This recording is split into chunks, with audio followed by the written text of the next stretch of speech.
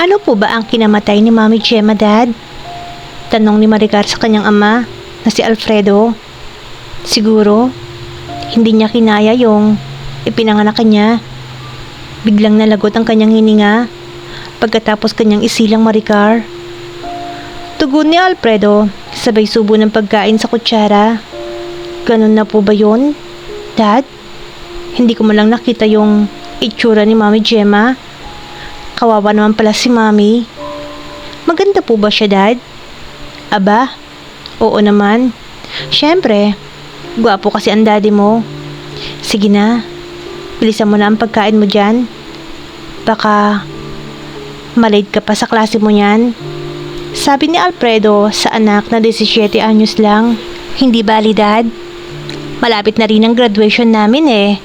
At saka walang ganong klase sa subject namin. Kahapon nga, kwentuhan lang kami ng kwentuhan ng mga kaklase ko. Turan ni Maricar sabay inom ng juice. Eh di, huwag ka nalang pumasok.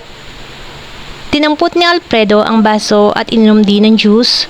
Nako, hindi pwede, Dad. Kasi, hindi pa tapos yung kwentuhan namin mga kaklase ko. Hagalpak na sabi ng dalagita. Ikaw talaga? Wala talaga kayong pinagkaiba ng mami mo. Mahilig magbiro at palatawa. Tumayo si Alfredo at may dinukot sa bulsa. O hetong baon mo. Kanina pa naghihintay yung driver natin sa labas. Sige, mag-iingat kayo sa biyahe nyo ha. At marami pa akong aasikasuhin sa negosyo natin. Okay? Sige po, Dad. Thanks. Tumayo rin si Maricar at hinalikan sa pisngi ang daddy niya. Umalis si Alfredo, lulan ng kanyang kotse. Tumunog ang cellphone ni Maricar. May nag-text sa kanya. Pinasa niya ang message sa cellphone. Yehey! Walang klase. Tuwang-tuwang sabi ni Maricar sa kanyang sarili. Pagkatapos niyang mabasa ang text ng kanyang classmate. Tumakbo patungo sa kanyang kwarto si Maricar at nagbihis. Sarili niya ang kwarto at malaya siya kung anong gagawin niya. Nakaharap sa salamin si Maricar habang hinuhubad niya ang kanyang uniforme. Nakapangbabang panloob at pantaas lamang siya. Nakangiti siya habang pinagmamasdan niya ang kanyang sarili sa salamin. Napakakurba talaga ng katawan ko at ang ganda-ganda pa. Natatawang sabi ni Maricar sa kanyang sarili para matiyak kung gaano siya kakurba ang katawan. Naisipan ni Maricar na hubarin ang lahat ng kanyang saplot. Nang maalis niya to, panag sa mukha ni Maricar ang kasiyahan. Napakaganda mo talaga, girl. Pagmamalaki ni Maricar sa kanyang sarili habang sinipat-sipat ang kanyang magandang hubog ng katawan sa salamin. Matapos siyang makontento sa kanyang nakikita, ay nag-post pa ito na nag-post. Nakala mo isang beauty queen. Siguro, pwede na akong sumali sa Miss Earth. Natatawang sabi niya pa sa kanyang sarili. At dahil sobrang humahanga siya sa sarili niyang alindog, nahaplos niya ang kanyang sarili. Nang hindi sinasadya, ay parang nanlamig ang kanyang buong katawan. May kakaibang kuryenteng hatid ang paghaplos na yon.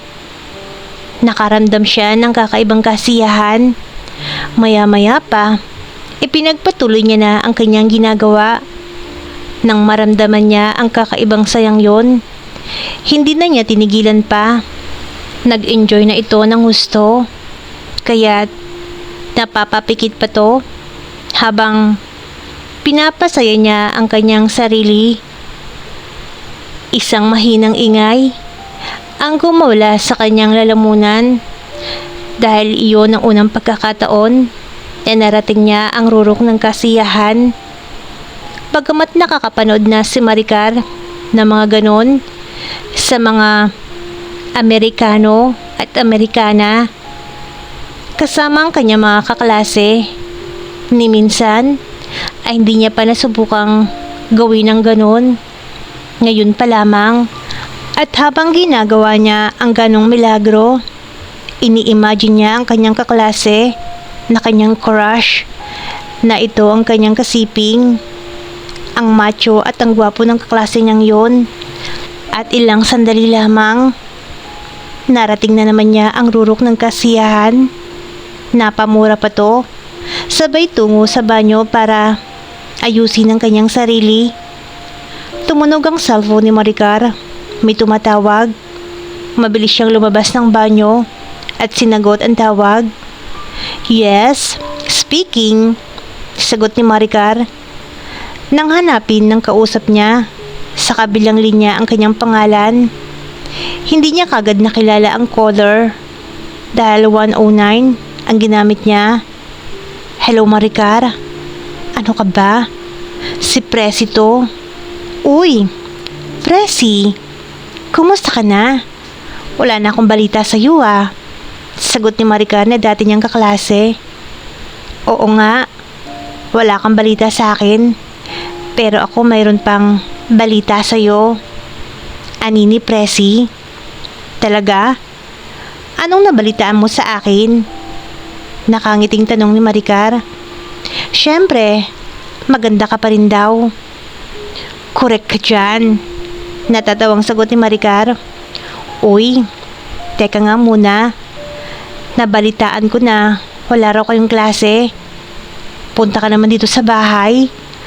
Birthday ng kasama ko dito sa boarding house. Talaga? Sinong kaibigan mo? Tanong pa ni Maricar habang inaayos ang kanyang sarili. Si Mila, yung friend ko. Ewan ko lang kung nakita mo na siya. Hindi ko na masyadong matandaan eh. Pero I'm sure, nakilala mo na siya. Kasi, isa siya sa pinakamahusay na kumanta sa school natin before. Pagmamalaki ni Presi. Parang na-encounter ko na nga yung friend mo na yan. Hindi bale. Pupunta naman ako dyan ngayon. Sige, wait mo ko ha. Okay? Bye. Bye too. Sagot naman ni Presi. Nang ibaba ni Maricar ang kanyang cellphone. Marami nang nainom na alak si Maricar sa birthday na yon. Ilang sandali pa ay lasing na siya. Tatlo lang silang nag-inuman. Siya, si Presi at si Mila. Nagpa siya ang dalawang magkaibigan. Naihatid na lamang si Maricar sa bahay nito dahil marami na itong nainom na alak. Ayaw namang matulog ng dalagita sa bahay nila Presi dahil hindi pa ito nakapagpaalam sa kanyang daddy. 11:00 na ng gabi nang dumating sila sa bahay ng dalagita. Kaagad pumasok sa Maricar sa kanyang silid matapos siyang ihatid ni Presi at Mila. Medyo humiga siya sa kanyang kama. Bagamat may kaunti pa siyang tama ng alak, kung ano-ano naman ang naglalaro sa kanyang isip. Nag-init siyang muli nang maalala ang kaklase niyang si Arnel. Dahan-dahan siyang hinalikan ni Arnel sa labi sa kanyang isip. Hinaplos din ni Arnel ang kanyang katawan at napahawak din si Maricar sa kanyang matayog na kayamanan. Napapikit si Maricar dahil sa saya na nararamdaman. Napakagatlabi pa siya. Saglit siyang tumigil. Mabilis na tinanggal ang saplot. Mabilis siyang tumayo para patayin ang ilaw. Madilim na ang buong kwarto niya. Muli siyang bumalik sa kama at humiga. At kaagad ginawa ang kanina pa nais niyang gawin. Halos mabaliw si Maricar sa saya nang umpisahan niyang gawin ang milagrong yon. Nakasakainitan siya ng sitwasyon nang biglang may nagpatigil sa kanyang ginagawa. May kumatok sa pinto ng kanyang kwarto. Ano ba yan? Storbo. Galit na sabi ni Maricar. Sino ba yan? May tonong tanong ang dalagita. Doon sa kumakatok sa pinto ng kanyang kwarto. Maricar anak, ang daddy mo to. Sagot ng ama ni Maricar. Bakit dad? Tanong uli ni Maricar. Sige na, buksan mo ang pinto at may sasabihin ako sa'yo. Mabilis na bumangon si Maricar at inayos ang sarili. Tumayo siya at nagtungo sa pinto para buksan to. Wow! Ang ganda naman yan, Dad. Tuwang-tuwang sabi ni Maricar nang makita niya ang dala ng ama. Pasok ka, Dad. Isang gintong kwintas ang niregalo ni Alfredo kay Maricar. Pumasok nga si Alfredo sa kwarto ng anak. Hindi nagpalata si Maricar na may tama pa siya ng alak.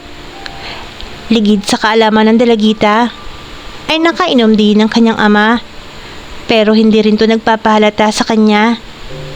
Saan ka ba galing, Dad? Tanong ni Maricar sa ama nang biglang humiga sa kanyang kama. Sa kaibigan ko.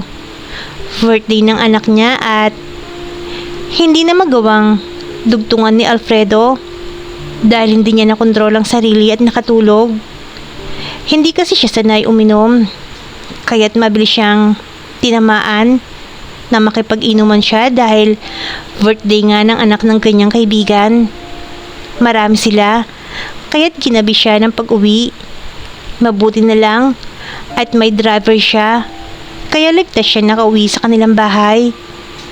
May nabili siyang gintong kwintas kaninang hapon at binigay niya to kaagad sa anak para masorpresa. Tulog na si Dad. Saan ako matutulog ngayon? Naghihimutok na sabi ng dalagita. Wala siyang magawa kundi humigya sa tabi ng ama. Kaagad siyang nakatulog dahil medyo lasing pa nga siya. Madaling araw, biglang nagising si Maricar nang maramdaman niyang may humaplos sa kanyang mga hita. Dad, what are you doing? Gulat na sabi ni Maricar sa ama, sabay bangon sa higaan. Kaagad din naman bumangon ang kanyang ama at mabilis siyang sinunggaban ng mariing halik sa labi, sabay haplos sa kanyang katawan. Dad, please stop. Stop it. Pakiusap ni Maricar sa ama. Nakitang-kita niya ang matinding pagnanasa. Hindi sumagot ang kanyang ama. Sa halip, nagpatuloy ito sa kanyang ginagawa.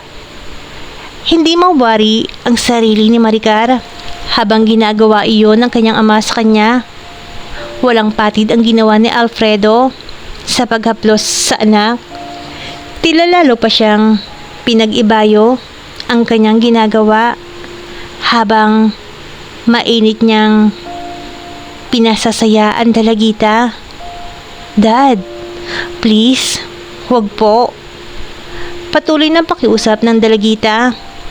Habang nakikiusap ang dalagita, tila nagiinit siya sa mga haplos ng ama. Dad, Dad. Hindi na nadugtungan pa ni Maricar ang sasabihin sa kanyang ama. Wala ring mangyayari dahil hindi naman siya pakikinggan nito. Hindi naman niya naisipan pang sumigaw para masakloloan siya ng kanilang mga katulong. Tila nagparaya na lang siya habang malayang nahahaplos nito ang kanyang katawan at hinahalikan siya hanggang sa hindi napigilan ni Maricar ang makalikha ng ingay. Lalong nag-init si Alfredo nang marinig niya ang ingay ng anak. Mabilis ang mga kilos ni Alfredo. Habang pinag-iinit niya ang kanyang anak, ay inaalis niya ang mga saplot nito. Nang tuloy niya nang matanggal ang lahat ng saplot ni Maricar, dito na naisagawa ng kanyang ama ang lahat ng naisin sa anak. Habang si Maricar naman, tila nag-i-enjoy sa ginagawa ng kanyang ama at tuluyan na ngang nalunod sa matinding pagnanasa itong si Maricar, kung kaya't napahaplos din siya sa katawan ni Alfred. Marahang pinasasaya niya ngayon si Alfred. Kapwa darang na sa sitwasyon na yon ang mag-ama. Wala na silang pakialam kung ano ang nagaganap sa kanila. Ang alam lang nila, ang init ng kanilang katawan. Kapwa nila pinapasaya ang bawat isa. Tila Walang pagkasawa si Maricar sa pagpapasaya kay Alfred hanggang sa kapwa nila narating ang rurok ng kasiyahan